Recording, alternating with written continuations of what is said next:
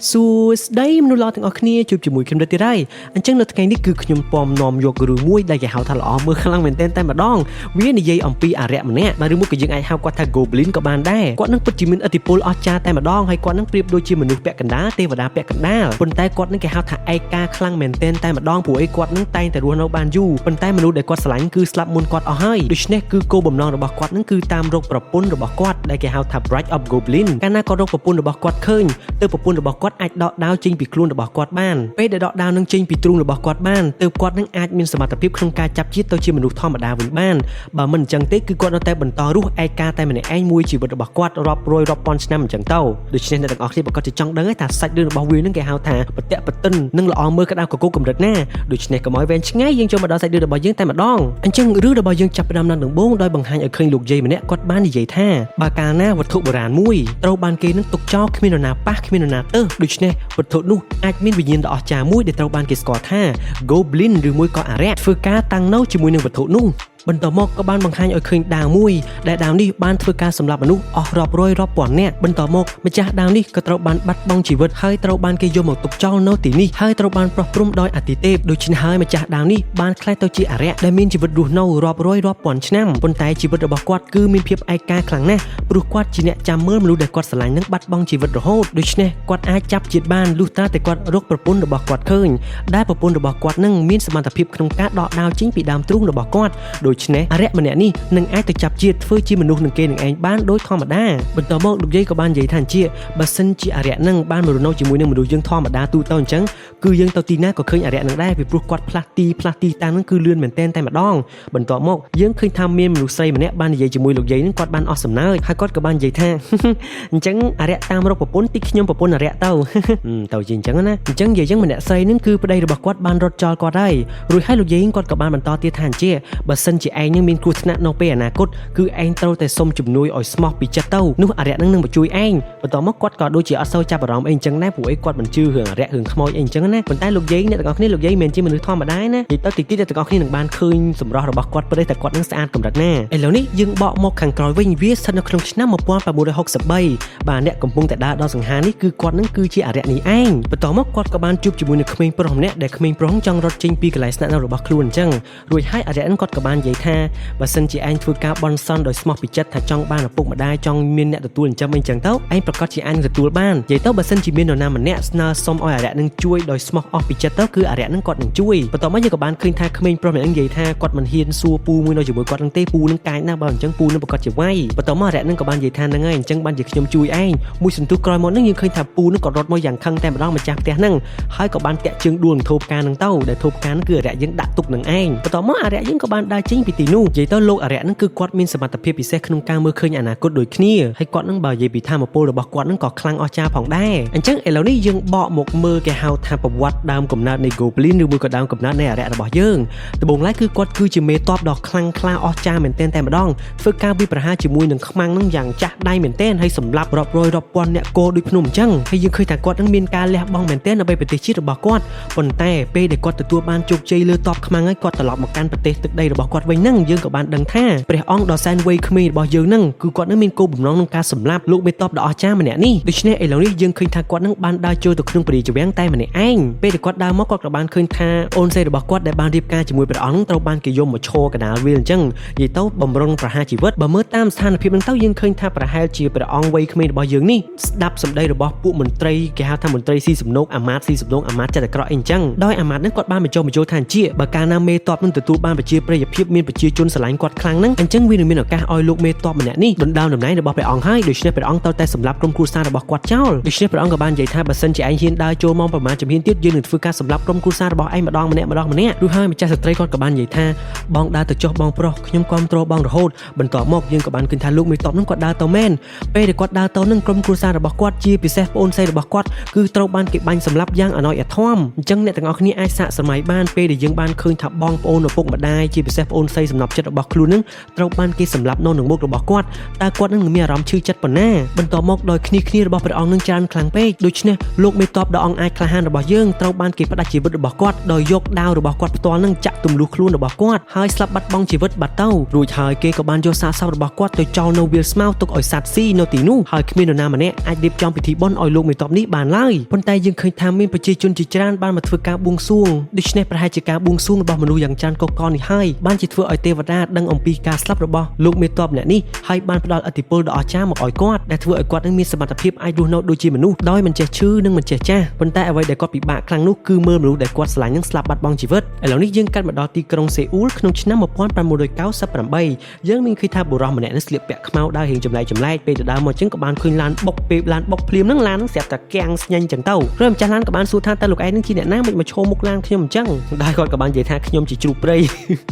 បន្ទាប់មកមនុស្សគ្រប់គ្នាក៏បានមកធ្វើការរុំព័ទ្ធជុំវិញទីនោះមួយសន្ទុះក្រោយមកយើងក៏បានដឹងថាស្ត្រីម្នាក់បានស្លាប់បាត់បង់ជីវិតដោយសារដាច់ខ្យល់នៅក្នុងគូតឡានហើយព្រលឹងរបស់នាងកំពុងតែឈរនៅជិតនោះដែររួចហើយបរិសុទ្ធដែលស្លៀកពាក់អាវខ្មៅនេះតាមពិតគាត់នឹងគឺជាយមបាលគាត់នឹងក៏បានដឹងឈ្មោះរបស់អ្នកស្លាប់ដឹងថ្ងៃកើតដឹងអីដឹងថ្ងៃស្លាប់អញ្ចឹងទៅហើយក៏បានហៅនាងមកជួបជាមួយគាត់នៅកន្លែងដែលគាត់នឹងធ្វើការបាននិយាយទៅយមបាលក៏គេមានកន្លែងធ្វើការរបស់គេដែររួចហើយយមបាលម្នាក់នោះគាត់ក៏បានឲ្យនាងផឹកទឹកបំភ្លេចការចងចាំទាំងអស់អញ្ចឹងពេលដែលនាងភ្លេចទៅនាងនឹងចាប់ផ្ដើមទៅចាប់ជាតិជាមនុស្សថ្មីម្ដងទៀតអញ្ចឹងពេលដែលយមបាលរបស់យើងបំរុងចេញពីកន្លែងធ្វើការគាត់ក៏បានជួបជាមួយនឹងអរិយនិយាយទៅយមបាលហើយនឹងអរិយហ្នឹងគឺអត់ត្រូវគ្នាតែម្ដងពីអ្នកហ្នឹងហើយខ្ញុំក៏មិនដឹងមូលហេតុអ្វីច្បាស់លាស់ដែរឃើញពួកគាត់ហ្នឹងសម្លឹងសម្លក់លើគ្នាខ្លាំងណាស់និយាយទៅពួកគាត់អាចមើលឃើញគ្នាធ្លុះយ៉ាងធ្លុះអីអញ្ចឹងយើងមិនដឹងទេនេះបន្ទាប់មកយើងក៏បានដឹងថាអរិយរបស់យើងហ្នឹងគឺគាត់មកកាន់ផ្ទះរបស់គាត់ហើយមួយសន្ទុះក្រោយមកយើងក៏បានប្រទះឃើញថាលោកតាដ៏ចំណាស់មួយហ្នឹងបានមកធ្វើការគោរពគាត់យ៉ាងដូចព្រះតែម្ដងរួចហើយក្មេងប្រុសម្នាក់នេះប្រហែលជាត្រូវជាចៅរបស់លោកតាហ្នឹងជាវងគ្រួសារហ្នឹងមានខ្លាំងណាស់ហើយក្មេងប្រុសម្នាក់គាត់ឆ្ងល់ចុះមិនក៏លោកតាខ្ញុំចាស់ចង់ងាប់និយាយគោរពអីក៏រៀងគួសមជាមួយនឹងពូក្មេងម្នាក់នេះមកម៉េះ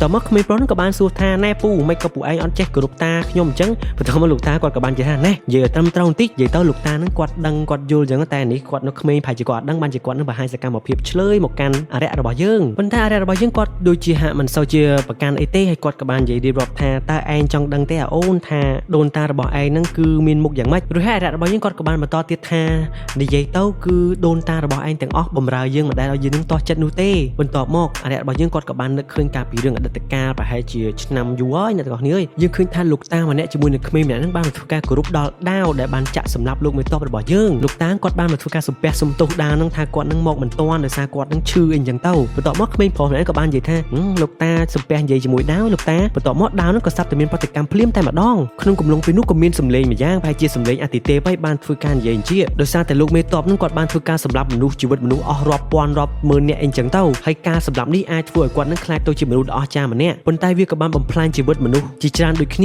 ាអញ្ចឹងហើយគាត់នឹងក៏ឲ្យឥទ្ធិពលម្យ៉ាងមកដល់លោកមេតបរបស់យើងគឺមានជីវិតអមតៈហើយរងចាំមើលមនុស្សដែលលោកមេតបយើងនឹងស្រឡាញ់នឹងបាត់បង់ជីវិតចោលពីគាត់ម្ដងម្នាក់អាហ្នឹងវាបើគិតទៅវាប្រៀបដូចជាបណ្ដាសាអញ្ចឹងអ្នកទាំងអស់គ្នារួចហើយគាត់ក៏បានបង្ហាញរូបរាងកាយរបស់គាត់ជាទម្រង់លោកមេតបតែម្ដងដែលធ្វើឲ្យតាហើយចៅពីអ្នកមានការភ្ញាក់ផ្អើលមែនទែនស្មានតែខ្មោចលងដូច្នេះបន្ទាប់ពីលោកមេតបរបស់យើងគាត់មានជីវិតឡើងវិញហើយបានខ្លាយទៅជាអរិយនោះគាត់ក៏បានមកធ្វើការសងសឹកចំពោះលោកអាម៉ាតពីអ្នកនេះហើយលោកអាម៉ាតនឹងបន្ទាប់ពីឃើញមានអារម្មណ៍ថាដូចឃើញខ្មោចអញ្ចឹងរួចហើយលោកមេតបក៏បានប្រើវេទមន្តរបស់គាត់ធ្វើការសម្លាប់ពួកគេចោលតែម្ដងហើយពេលគាត់ដើរមកបានឆ្ងាយបន្តិចឃើញដូចជាសាកសពមិនដឹងទេគាត់ក៏បាននិយាយថាគាត់មកយឺតបន្តិចហើយបានមិនដឹងថាវាជាសាកសមប្អូនស្រីរបស់គាត់ឬមួយក៏ជាសាកសពរបស់ព្រះអង្គទេអញ្ចឹងនៅវគ្គក្រោយប្រហែលជាគេអាចនឹងបញ្យល់អ្នកទាំងអស់គ្នាបន្តទៀតតាក់ទងនឹងចំណុចនេះពេលដែលគាត់ទៅសងសឹករួចគាត់បានត្រឡប់មកវិញក៏បានឃើញថាលោកតាដែលបានបន់សល់ឲ្យគាត់នឹងបានបាត់បង់ជីវិតបាត់ទៅហើយដែលរឿងនេះបានធ្វើឲ្យគាត់នឹងកាន់តែមានការឈឺចុកចាប់មែនទែនមិនគួរណាគាត់ភ្ញាក់មកភ្លាមគាត់បែរទៅជានឹកឃើញរឿងគំនុំរបស់គាត់ចង់សងសឹកអីអញ្ចឹងណាបាទហើយនេះគឺគេហៅថាជាទារុណកម្មតែម្ដងវាពេលដែលគាត់ឃើញមនុស្សដែលគាត់ស្រឡាញ់អីអញ្ចឹងបាត់បង់ជីវិតនៅនឹងមុខគាត់អញ្ចឹងណារួចហើយក្មេងប្រុសម្នាក់នេះក៏បានសម្រេចចិត្តក្នុងការធ្វើការបម្រើដល់អរិយរបស់យើងមួយជីវិតរបស់គាត់តែម្ដងព្រោះនេះគឺជាការប៉ងប្រាថ្នារបស់លោកតាខ្លួនឥឡូវនេះយើងឃើញថាអរិយជាមួយនឹងក្មេងប្រុសម្នាក់នោះបាននាំគ្នាធ្វើដំណើរជិះលើសំពៅមួយដើម្បីឆ្លងទៅកាន់បរទេសអីអញ្ចឹងណាបន្ទាប់មកសត្វតអ្នកលើសំពៅនឹងបែរជាធ្វើការគំរាមកំហែងចាប់ខ្វងកក្មេងប្រុសម្នាក់នេះទម្លាក់ទៅក្នុងទឹកអរិយគាត់ក៏បាននិយាយថាបើពួកឯងចង់រស់ដាក់ក្មេងប្រុសម្នាក់នោះចុះទៅរួចហើយពួកនឹងគាត់មិនដឹងមិនប្រហែលជាគាត់នឹងចង់ប្លន់ឬមួយក៏ជាមនុស្សអាក្រក់មិនយើងអត់ដឹងទេណាពួកនឹងក៏គាត់បាននិយាយថាទម្លាក់ចុះក៏បានដែរក្មេងប្រុសនោះយើងលក់សម្រាប់ធ្វើទាសកលទៅតែមិនទម្លាក់ចុះលើទូកទម្លាក់ចុះចូលទៅក្នុងទឹកបន្ទាប់មកអរិយគាត់ក៏បាននិយាយថាជាយើងស្អប់បំផុតមនុស្សដែលអាក្រក់ជាងសត្វបន្ទាប់មកគាត់ក៏បានប្រើឥទ្ធិពលវេទមន្តរបស់គាត់ធ្វើការវាយកំទេចពួកគេទាំងអស់តែម្ដងហើយអញ្ចឹងដល់ម្នាក់ៗហ្នឹងហើយបាទស្ដាយក្រោយធ្វើបាបសូម្បីតែពីក្មេងអញ្ចឹងមិន បាច់ទុកជីវិតឲ្យទេគឺសម្រាប់មកទូកនឹងតែម្ដងហើយអ្វីដែលអស្ចារ្យនោះគឺដាវរបស់គាត់អ្នកទាំងអស់គ្នាដាវដូចដាវវេទមន្តអញ្ចឹងកាប់ទូកជាពីរនឹងតែម្ដងរួចហើយទូកនោះក៏បានលិចចូលទៅក្នុងទឹកទាំងស្រុងទៅហើយគាត់នឹងក៏បានហក់ចូលទៅក្នុងទឹកដូចគ្នានឹងប្រហែលជាគាត់ទៅជួយក្មេងនឹងឬមួយក៏មិនយើងអត់ច្បាស់ដែរកន្លែងហ្នឹងគេឲ្យមើលឃើញផងបាទអញ្ចឹងឥឡូវយើងបកមកដល់ឆ្នាំកៅជាងយើងវិញយើងឃើញថាលោកអរិយរបស់យើងកំពុងតែអង្គុយផឹកស្រានៅលើកំពូលអគារយ៉ាងខ្ពស់មួយសន្ទុះក្រោយមកក៏ស្រាប់តែមានស្ត្រីម្នាក់ត្រូវបានបរិសម្នាក់នឹងបុកស្លាប់ហើយហូរឈាមពេញទឹកកកនឹងទាំងអស់បន្ទាប់មកស្ត្រីម្នាក់នោះត្រូវបានបង្ហាញឲ្យឃើញថាគឺជាស្ត្រីដែលបាននិយាយគ្នាជាមួយនឹងលោកយាយតាំងពីដើមវគ្គអ្នកទាំងអស់គ្នាអញ្ចឹងស្ត្រីនឹងគាត់បាននឹកឃើញសម្ដីរបស់លោកយាយនឹងនាងក៏បានធ្វើការបន់ស្រន់សុំជំនួយដោយស្មោះអស់ពីចិត្តរបស់នាងរួចហើយអរិយរបស់យើងគាត់ក៏បានដើរមកជួយប៉ុន្តែគាត់ក៏បាននិយាយថាគាត់នឹងមិនចង់ជួយជីវិតមនុស្សពាក់ព័ន្ធជាមួយមនុស្សទេឲ្យគេស្លាប់ទៅប៉ុន្តែម្នាក់ស្រីគឺគាត់មិនមែនសុំជីវិតដើម្បីជីវិតគាត់ទេគឺដើម្បីជីវិតកូនរបស់គាត់ក្នុងពោះនេះអញ្ចឹងដោយអរិយរបស់យើងនឹងគាត់បានឃើញពីការសុំជំនួយដ៏ស្មោះស្ម័គ្ររបស់នាងដើម្បីកូនរបស់នាងផ្ទាល់ហើយវាគឺជាការគេហៅថាបន់ស្រន់ដោយស្មោះអស់ពីចិត្តនោះគាត់ក៏បានសម្រេចចិត្តផ្ដល់ឱកាសឲ្យនាងរស់រានមានជីវិតម្ដងទៀតអញ្ចឹងបន្ទាប់ពីនោះមួយសន្ទុះក្រោយមកយើងក៏បានឃើញថាយមបាលរបស់យើងគាត់ក៏បានមកប្រមូលសាកសពពេលដែលមកក៏បានបាត់ស្ត្រីម្នាក់នោះអញ្ចឹងគាត់ក៏បានដឹងថានេះប្រហែលជាស្នាដៃរបស់អរិយនឹងទៀតហើយបាទអញ្ចឹងវាអាចជាមូលហេតុហ្នឹងហើយបានជាអរិយជាមួយនឹងយមបាលនឹងអត់ត្រូវគ្នាសោះតែម្ដងបន្ទាប់ពីនោះយើងក៏បានឃើញថាស្ត្រីម្នាក់នោះនាងក៏បានកើតកូនមែនពេលដែលនាងកើតកូនយើងឃើញថាមានខ្មោចជាច្រើនបានសម្លឹងមើលនាងពីក្រោយកញ្ចក់ហើយខ្មោចទាំងអស់នោះបាននិយាយថានេះហើយគឺជាប្រពន្ធរបស់អរិយអូអញ្ចឹងបានន័យថាឥឡូវនេះប្រពន្ធរបស់អរិយចាប់ផ្ដើមមានកំណើតហើយអ្នកទាំងអស់គ្នាបន្តមកអរិយពេលជាច្រើនឆ្នាំមកទៀតយើងក៏បានឃើញថាប្រពន្ធរបស់អរិយនាងបានធំពេញវ័យអស់ទៅហើយនាងមានឈ្មោះថាអ៊ុនធុកជីវិតរបស់នាងគេនិយាយថាគឺសប្បាយរីកតែម្ដងពេលដែលរស់ជាមួយនឹងម្ដាយរបស់នាងប៉ុន្តែនៅថ្ងៃមួយបន្ទាប់ពីនាងមកពីសាលារៀនវិញនាងបានចាប់អារម្មណ៍ថាម្ដាយរបស់នាងគឺមិនមែនជាម្ដាយរបស់នាងដែលនាងធ្លាប់ស្គាល់ពីមុននោះទេតែជាព្រលឹងរបស់ម្ដាយនាងអូយកំសត់តែអ្នកទាំងអស់គ្នាកន្លែងហ្នឹងរួចហើយនាងក៏បានធ្វើការស្រែកយំភ្លាមៗតែម្ដងនាងក៏បានសួរថាតើម៉ែបាត់បង់ជីវិតដោយសារអីម្ដាយរបស់នាងក៏បានតបថាម៉ាក់បាត់បង់ជីវិតដោយសារតែម៉ាក់ត្រូវបានគ្រោះថ្នាក់ចរាចរណ៍ហើយតើកូននឹងចេះមើលព្រលឹងខ្មោចតាំងពីអង្ការមិនក៏ម៉ាក់អត់ដឹងខ្ញុំដឹងមើលយូរហើយប៉ុន្តែខ្ញុំមិនប្រាប់ម៉ាក់រួចហើយម្ដាយរបស់នាងក៏បានបន្តទៀតថាពេលលើកក្រោយបើសិនជាកូនឃើញព្រលឹងខ្មោចកូនមិនត្រូវមើលភ្នែករបស់ពួកគេនោះទេបើមិនអញ្ចឹងទេព្រលឹងខ្មោចទាំងអស់នោះនឹងតាមញោមយីកូនតែម្ដងបន្តិចទៀតមន្ទីរពេទ្យនឹងធ្វើការខលមកប្រាប់កូនឲ្យថាម៉ាក់ស្លាប់អូនិយាយទៅកំសត់មែនទេអ្នកទាំងអស់គ្នាខ្ញុំពិបាកទទួលយកភ្លាមនោះមន្ទីរពេទ្យក៏បានធ្វើការខលមកមែនរួចហើយអ៊ុនធុករបស់យើងនាងក៏បានសម្រេចចិត្តថាថ្ងៃខួបកំណើតរបស់នាងមិនចង់ធ្វើការបន់ស្រន់អ្វីទេព្រោះការបន់ស្រន់របស់នាងមិនដែលសម្រេចឡើយបន្ទាប់ពីនោះម្ដាយរបស់អ៊ុនធុកគាត់ក៏បានមកជួបជាមួយនឹងលោកយាយម្នាក់ហ្នឹងហើយនាងក៏បានសុំអំបោះលោកយាយម្នាក់ហ្នឹងឲ្យជួយមើលថែកូនរបស់នាងម្ដងម្កាលផងលោកយាយគាត់ក៏បានយល់ព្រមនិយាយទៅលោកយាយហ្នឹងមិនមែនមនុស្សធម្មតាទេអ្នកទាំងអស់គ្នាគឺគាត់នឹងអាចជាអតិទេពជាទេពធីតាអីហើយមើលទៅបន្ទាប់មកក្មេងស្រីរបស់យើងនាងបានដើរចេញមកខាងក្រៅផ្ទះពេលដែលនាងដើរចេញមកនាងក៏បានឃើញលោកយមបាលហ្នឹងហើយលោកយមបាលគាត់ក៏បានសួរថាតើនាងមើលឃើញខ្ញុំមែនទេរួចហើយអ៊ុនធុករបស់យើងនាងក៏បានព្យាយាមធ្វើជាអត់ឃើញអត់ដឹងចឹងទៅបន្ទាប់មកលោកយមបាលក៏បាននិយាយថានាងគឺដល់ពេលស្លាប់ហើយអ្នកទាំងអស់គ្នាសង្កត់លោមើលយើងនៅក្មេងស្រាប់យមបាលមកប្រាប់យើងចឹងយើងមិនពិបាកទទួលយកព្រាមនោះផងដែរលោកយាយគាត់ក៏បានមកតាន់ហើយគាត់ក៏បានធ្វើការជួគ្នាជាមួយយមបាលហ្នឹងដោយយមបាលគាត់បានប្រាប់ថាក្មេងស្រីម្នាក់នេះត្រូវបានស្លាប់តាំងពីនៅក្នុងផ្ទៃរបស់ម្ដាយនាងម្លេះតាំងពីឆ្នាំកៅជាងបន្ទាប់មកលោកយាយម្នាក់ហ្នឹងក៏បាននិយាយថាមានឈ្មោះអត់ពេលហ្នឹងគឺក្មេងស្រីហ្នឹងអត់ទាន់មានឈ្មោះមានអីទេដូច្នេះលោកមិនអាចមកយកជីវិតរបស់នាងបានឡើយបន្ទាប់មកលោកយមបាលក៏បានមើលថាអត់មានឈ្មោះមែនអញ្ចឹងគាត់ក៏បានត្រឡប់ទៅវិញទៅចំណែកឯលោកយាយគាត់ក៏បានប្រាប់អ៊ុនធុករបស់យើងថាជាចៅមិនអាចនៅទីនេះបាននោះទេដោយសារតែយមបាលស្គាល់កន្លែងចៅរស់នៅហើយដូច្នេះចៅប្រហែលជាទៅរស់នៅជាមួយនឹងពូមីងរបស់ចៅហើយវាប្រហែលជាអាចពិបាកបន្តិចហើយចៅអើយប៉ុន្តែយ៉ាងហោចណាស់ក៏ចៅនៅមានជីវិតរស់បន្តទៀតដែរបើទៅរស់នៅជាមួយនឹងពូមីងរបស់ចៅនោះឥឡូវនេះ10ឆ្នាំក្រោយមកយើងក៏បានឃើញថាលោកយាយម្នាក់ហ្នឹងគាត់ដើរវើកជួបជាមួយនឹងក្មេងប្រុសម្នាក់ដែលមានឈ្មោះថាដុកវ៉ាដែលត្រូវជាក្មួយប្រុសរបស់អរិយរបស់យើងនោះបន្ទាប់មកយើងក៏បានប្រទះឃើញថាលោកយាយរបស់យើងគាត់ក៏បានប្រែកាឡាមកជាក្មេងលឹកតែម្ដងហើយស្រស់ស្អាតស៊ីកស៊ីថែមទៀតផងរួចហើយដុកវ៉ាហ្នឹងគាត់ក៏បានធំពេញវ័យដូចគ្នាហើយគាត់ក៏បានសួរថាសួស្ដីស្អាតទៅផឹកជាមួយខ្ញុំទេរួចហើយលោកយាយគាត់ក៏បានឆ្លើយថាតោះក្មេងភ្លាមផឹកផ្លែតហ្មងបានហើយនេះមកកាត់មកដល់អរិយរបស់យើងវិញបាទរាប់ឆ្នាំអីក៏ដោយគឺគាត់នៅមុខតែប៉ុណ្ណឹងចំណែកអរិយពេល10ឆ្នាំជាងមកឥឡូវនេះប្រពន្ធរបស់អរិយរបស់យើងដែលនាងមានឈ្មោះថាអ៊ុនធុកនោះក៏បានធំពេញវ័យហើយស្រស់ស្អាតខ្ជូតគួរឲ្យស្រឡាញ់មែនតែនបាទហើយរៀងទៅរៀនរាល់ថ្ងៃហ្នឹងគឺគ្មានមិត្តភក្តិនោះទេពីព្រោះអីមនុស្សគ្រប់គ្នាគិតថានាងហ្នឹងគឺជាមនុស្សឈួតហើយណាមួយក៏ខ្លាចថានាងហ្នឹងតែងតែនិយាយជាមួយខ្មោចព្រោះគិតថានាងខ្មោចនៅជុំវិញនាងតែម្ដងនិយាយទៅបន្ទាប់មកពេលដែលអ៊ុនធុកនាងចេញពីរៀននាងក៏បានឃើញថាខ្មោចមួយហ្នឹងកំពុងតែធ្វើការនិយាយជាមួយនាងចង់សុំជំនួយចង់អីចឹងតែនាងពាក់កាសធ្វើជាមិនលឺធ្វើជាមិនឃើញចឹងទៅរួចហើយខ្មោចស្រីនឹងអស់ជំរឿសនាងក៏បានធ្វើការលងភ្ញាក់តែខ្ញុំអ្នកមើលទៀតពេលហ្នឹងដល់ហើយខ្មោចស្រីម្នាក់នេះនាងក៏បាននិយាយថាឃើញឯងហើយធ្វើមិនឃើញបន្ទាប់មកខ្មោចស្រីបំរុងនឹងនិយាយហើយស្រាប់តែឃើញអរិយរបស់យើងដើរមកនាងក៏បាននិយាយថាអូយខ្ញុំមិនហ៊ានទេខ្ញុំទៅវិញហើយខ្ញុំរត់ហើយបន្ទាប់មកពេលដែលនាងដើរបានឆ្ងាយបន្តិចនាងក៏បានជួបជាមួយនឹងលោកអរិយរបស់យើងមែនហើយលោកអរិយរបស់យើងនឹងបានចោលកសែភ្នែកមកកាន់នាងដូចគ្នាពេលដែលគាត់ចោលកសែភ្នែកមកគាត់ក៏បានសម័យឃើញរឿងអនាគតគាត់តែប៉ុន្តែគាត់មើលអត់ច្បាស់នោះទេហើយគាត់ក៏មានការអារម្មណ៍ចម្លែកដែរហេតុអ្វីបានជាគាត់នឹងមើលឃើញអនាគតមិនច្បាស់ បានអញ្ចឹងឥឡូវនេះអរិយរបស់យើងនឹងគាត់បានមកដល់ផ្ទះវិញហើយយើងឃើញថាលោកតានក៏គាត់នឹងមានអាយុចំណាស់ចិត្តស្លាប់អីអញ្ចឹងហើយគាត់ក៏បានរៀបចំឯកសារផ្សេងៗសម្រាប់ឲ្យលោកអរិយរបស់យើងចាក់ចេញទៅក្រៅប្រទេសព្រោះអីគឺដោយសារតែលោកតារបស់យើងដែលចិត្តស្លាប់នេះគាត់អត់ចង់ឲ្យលោកអរិយនឹងមើលឃើញគាត់នឹងស្លាប់តែអញ្ចឹងលោកអរិយគាត់ប្រកាសជាមានអារម្មណ៍ថាពិបាកហើយព្រោះឃើញតែមនុស្សដែលគាត់ស្រឡាញ់នឹងស្លាប់ចោលគាត់រហូតពីផងដែរអ៊ីនធុនគាត់ក៏បានដើរចូលមកគាត់ខឹងមែនទែនហើយតែក៏អត់មានណាជួយគាត់អញ្ចឹងកាត់ ATM របស់គាត់ត្រូវបានគេបិទទាំងអស់រួចអ៊ីនធុនក៏បានឃើញថាចំតើលោកពូទៅណាយើងគាត់ហៅ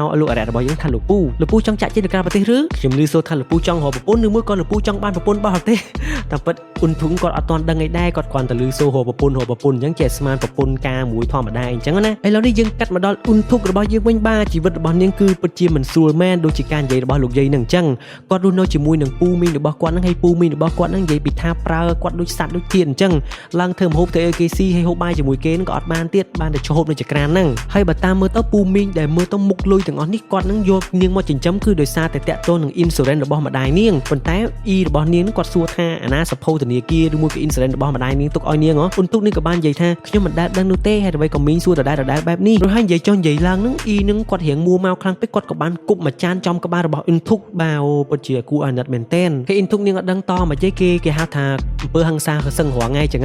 ហើយចង់យកឆាត់មេឃពងភ្លៀងចង់យកឆាត់ប្រាំងក៏គេហាមមិនឲ្យយកឆាត់ទៀតអញ្ចឹងនាងក៏បានចេញទៅទាំងភ្លៀងនឹងតែម្ដងបន្ទាប់ពីនោះអ៊ុនធុករបស់យើងនាងក៏បានមកកាន់ឆ្នេរសមុទ្រហើយកាន់នំខេកមកជាមួយនាងផងដែរដើម្បីធ្វើពិធីខួបកំណើតរបស់នាងតែម្នាក់ឯងគ្មានមិត្តភ័ក្តិគ្មាននរណាមួយចូលរួមនោះទេបន្ទាប់មកអ៊ុនធុករបស់យើងនេះក៏បាននិយាយថាខ្ញុំមិនដឹងថាការបន់សន់របស់ខ្ញុំនឹងវាបានពិតឬអត់ទេប៉ុន្តែលើកនេះខ្ញុំសូមមែនតើណាសូមឲ្យខ្ញុំនឹងចាប់មានការងារហើយទី2សូមធ្វើអ្វីពាក់ព័ន្ធនឹងគ្រួសាររបស់មីងខ្ញុំខ្លះផងខ្ញុំពិបាកនៅណាហើយទី3ខ្ញុំចង់បានមិត្តប្រុសម្នាក់គាត់តែនិយាយអញ្ចឹងភ្លាមសប្តាហ៍របស់យើងនឹងគាត់លឺសូរការបន់សន់របស់នាងផ្លែតបន្ទាប់មកអ៊ីនធូរបស់យើងនេះក៏បានធ្វើការផ្លុំទៀនពេលដែលផ្លុំអញ្ចឹងទៅដៃអរិយនឹងក៏បានឆេះពេលដែលឆេះហ្នឹងអរិយមកសំទូលក្រមកក៏បានមកឈរនៅពីក្រោយខ្លួនរបស់អ៊ីនធូនេះក៏បានសៃថាចំកដុំឆែមកែបឆាអញពួកឯងមកដល់នឹងពីកាលពូមិនខ្ញុំអត់ឃើញអញ្ចឹងបន្ទាប់មកលោកអរិយគាត់អត់បាននិយាយច្រើនគាត់ក៏បានសួរអ៊ីនធូថាជាតើនាងជាអ្នកហៅខ្ញុំមែនទេខ្ញុំហៅមិនខ្ញុំនៅតែម្នាក់ឯងខ្ញុំបានទេទូរស័ព្ទហើយខ្ញុំក៏ដែរស្គាល់ពួកឯងដែរពួកឯងមកទីនេះដោយវិធីណានេះបន្ទាប់មកលោកអរិយក៏បាននិយាយថាខ្ញុំច្បាស់ណាស់ថានាងជាអ្នកហៅខ្ញុំអញ្ចឹងខ្ញុំមកទីនេះបានដោយរបៀបណាដល់ពេលនេះក៏បាននិយាយថាប្រហែលជាពួកឯងឈួតទេមើលទៅខ្ញុំអត់បានស្គាល់ពួកឯងខ្ញុំដឹងហៅទៅរបៀបណាទេមិនស្គាល់ឈ្មោះហ្នឹងនេះបន្ទាប់មកអ៊ីនធូរបស់យើងនេះក៏បានគិតថាអ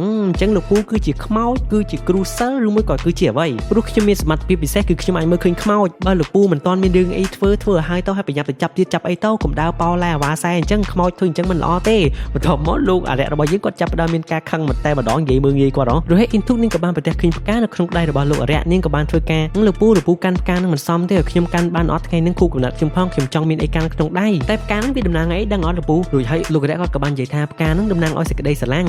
ហើយឈរមុខមើលគេហៅថាឈរមើលមុខគ្នានៅនឹងចឹងទៅបន្ទាប់មកលោកអរិយគាត់ក៏បាននិយាយថាអំបញ្ញមិញដូចលឺសូននាងបានស្រែកសុំខ្ញុំនៅ3រឿងអីតាក់ទងចង់រកការងារតាក់ទងគ្រួសារអ៊ុំសៃរបស់នាងហើយចង់បានសង្សារបន្ទាប់មកអ៊ីនធុកក៏បាននិយាយថាលោកពូមិនក៏ដឹងតែខ្ញុំនឹងបានសន់រឿងហ្នឹងចឹងលោកពូមិនមែនដូចខ្មោចដែលខ្ញុំឃើញផ្សេងទេនេះបន្ទាប់មកលោកអរិយគាត់ក៏បាននិយាយថាខ្ញុំអាចធ្វើឲ្យការបួងសួងរបស់ឯងនឹងខ្លាចជាការពិតបានរួចហើយអ៊ីនធុករបស់យើងគាត់ក៏បាននិយាយថា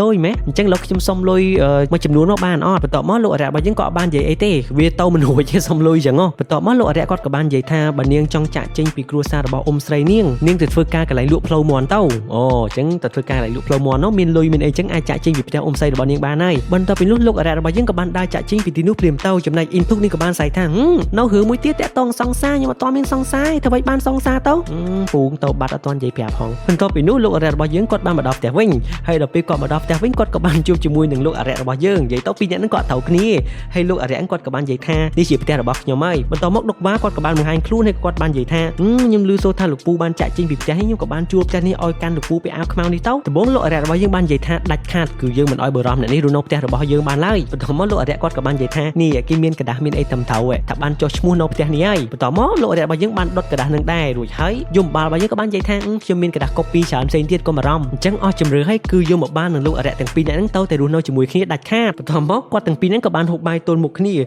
ពេលដែលហូបអញ្ចឹងទៅក៏បានរករឿងគ្នាលោកយមបាលបានធ្វើឲ្យកំប៉ុងម្រេចធ្លាក់ចូលទៅក្នុងទឹកផឹករបស់លោកអរិយយើងបន្ទាប់មកលោកអរិយរបស់យើងក៏អត់សុខចិត្តគាត់ក៏បានធ្វើឲ្យកំប៉ុងម្ទេសធ្លាក់ចូលក្នុងចានរបស់លោកយមបាលបាទសងគ្នាទៅវិញទៅមកអញ្ចឹងទៅចំណែកឯអ៊ីនធុករបស់យើងវិញបាទក្រោយពីឮសូរសម្ដីរបស់លោកអរិយអីគេនឹងថាឲ្យនាងខំទៅរកកន្លែងណាដែលធ្វើការលក់ផ្លូវមន់ពងអញ្ចឹងទៅនាងដើររចង់មកទីក្រុងឯងរយ៉ាងណាក៏រកកន្លែងធ្វើការអត់បានដែរអត់មានណាទទួលនាងធ្វើការតែម្ដងដល់ពេលអញ្ចឹងនាងក៏មានអារម្មណ៍ថាខឹងលោកស្អីគេនឹងដែរចេះតែនិយាយហ្មងពេលនាងអង្គុយសុកសុងសាប់តែមានអាងើកភ្លើងមកនាងក៏បានមកបញ្ញាផ្លុំឲ្យអាឡុតពេលដែលផ្លុំឲ្យអាឡុតហ្នឹងលោកអរិយហ្នឹងក៏បានបង្ហាញខ្លួន ទៀតបន្ទាប់មកនាងមានការភ្ញាក់ផ្អើលហើយលោកអរិយគាត់ក៏ឆ្ងល់ដែរថាហេតុអ្វីបានជានាងអាចហៅគាត់មកទីនេះបានអ៊ីនធុកគាត់ក៏បាននិយាយថាខ្ញុំអត់ដឹងទេសុកលោកបង្ហាញខ្លួននេះមិនស្រួលតាមខ្ញុំឯនេះចេះថាខ្ញុំហៅហើយអ៊ីនធុករបស់យើងគាត់ក៏បានជៀសសួរថាជាឥឡូវនៅអាមួយចុងក្រោយខ្ញុំចង់បានសង្សារលោកអត់ទាន់បានឲ្យអាក្តីប្រាថ្នារបស់ខ្ញុំនឹងជោគជ័យទេព្រោះលោកអរិយក៏បាននិយាយថារឿងសង្សារតើប្រឹងខ្លួនឯងមិនបានបន្ទាប់ពីនោះអ៊ីនធុករបស់យើងគាត់ដើររកការងារអត់បានទៀតជាងគាត់ក៏បានចូលទៅក្នុងវិភាគរបស់ព្រះយេស៊ូវអញ្ចឹងទៅពេលអង្គុយសុកនេះក៏បានប្រទះឃើញគេដុតទៀនអញ្ចឹងនេះក៏បានយល់ថាអូប្រហែលជាការផ្លុំភ្លើងរបស់ខ្ញុំហ្នឹងឯងបានជាហៅលោកពូម្នាក់ហ្នឹងមកបន្ទាប់មកពេលគេស្ពះហើយអញ្ចឹងនាងក៏បានដុតទៀននេះធ្វើការផ្លុំពេលផ្លុំទៅលោកអរិយហ្នឹងបង្ហាញខ្លួនម្ដងទៀតមែនលើនេះលោកអរិយក៏បាននិយាយថា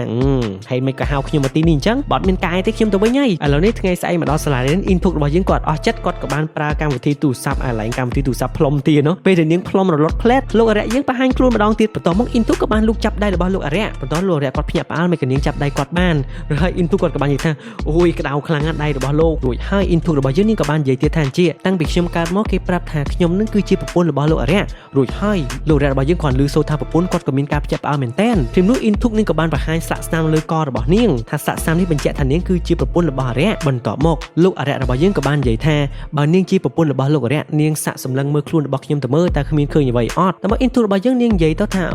ឃើញមៀតធំខ្ពស់សង្ហាឃើញតែប៉ុណ្ណឹងបន្ទាប់មកលោកអរិយយើងក៏បានដឹងថាអញ្ចឹងម្នាក់ស្រីនេះមិនមែនជាប្រពន្ធរបស់អរិយនោះទេប្រពន្ធរបស់អរិយគឺមើលឃើញដាវដែលនៅជាប់ទ្រូងរបស់អរិយប៉ុន្តែនាងមើលមិនឃើញនោះឡើយបន្ទាប់មកលោកអរិយរបស់យើងគាត់ក៏បាននិយាយថាគំរូនៅក្នុងពាក្យចចាមអារាមរស់នៅក្នុងសេចក្តីពិតការពិតខ្លះទៅវាល្អជាងហើយលោកអរិយក៏បានចាក់ចេញពីទីនោះដោយបញ្ញាបញ្ញាលបន្ទាប់មកលោកអរិយគាត់បានបើកទ្វារមួយនឹងចឹងទៅគាត់ក៏បានឆ្លងមកដល់ប្រទេសកាណាដាចំណែកអ៊ីនធុកនាងបើកទ្វារនឹងចូលមកដែរនាងមកដល់ប្រទេសកាណាដាជាមួយលោកអរិយនឹងដែរធ្វើឲ្យលោកអរិយគាត់មានការភ្ញាក់ផ្អើលមែនទែនហើយសួរនាងថាតើនាងធ្វើយ៉ាងម៉េចទៅមកតាមខ្ញុំបានអ៊ីនធុកនាងក៏បានប្រាប់ថាខ្ញុំមិនដឹងដែរខ្ញុំបើកទ្វារឲ្យរត់តាមលោកខ្ញុំមិនដឹងមិនដែរបានមកដល់ទីនេះបន្ទាប់ពីនោះអ៊ីនធុករបស់យើងនាងក៏បានរត់លេងយ៉ាងសប្បាយរីករាយព្រោះនាងមិនស្មានថានាងបានមកដល់ប្រទេសកាណាដាយ៉ាងស្រួលបែបនេះសោះបន្ទាប់មកអ៊ីនធុកនាងក៏បាននិយាយថា